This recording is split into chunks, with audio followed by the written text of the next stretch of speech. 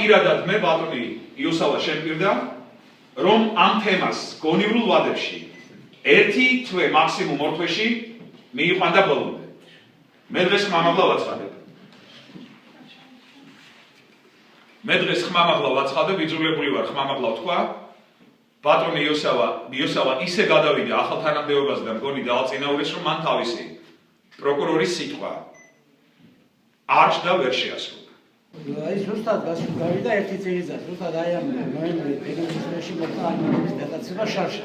და აი მის მერე ვის არ მიუმართეთ, ყველა სამინისტრო ჩაყენებული გვაქვს საქმის კურსში და საქმე ადრიდან არა ვატყუებენ. ისე იგი ყოველდღე და ჯერჯერობით არაფერი არ არის აბსოლუტურად. არც გამოძიება ნორმალურად ჩატარებული.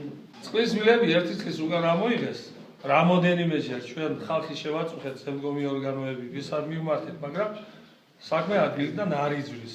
ჩვენი მოთხოვნა არის თავარი.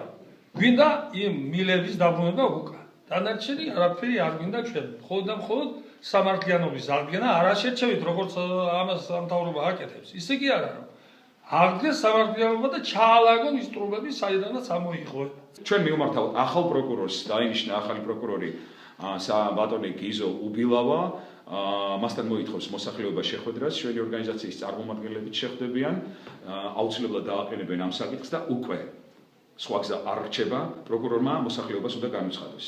ხმამაღლა არა ის, რომ რაღაც კერძო საუბრებში ხდება საკითხის გადაწყვეტა. ხმამაღლა უნდა უთხრენ მოსახლეობას, თემა არის უმწვავესი, მოსახლეობის ღირსება, საზოგადოების ღირსება არის აღსადგენი, მოსახლეობა შეურაცხყოფილია, მორალურად და ფიზიკურად არის დაზარალებული და მივმართავთ, რა თქმა უნდა, ბატონ ნარმანიას.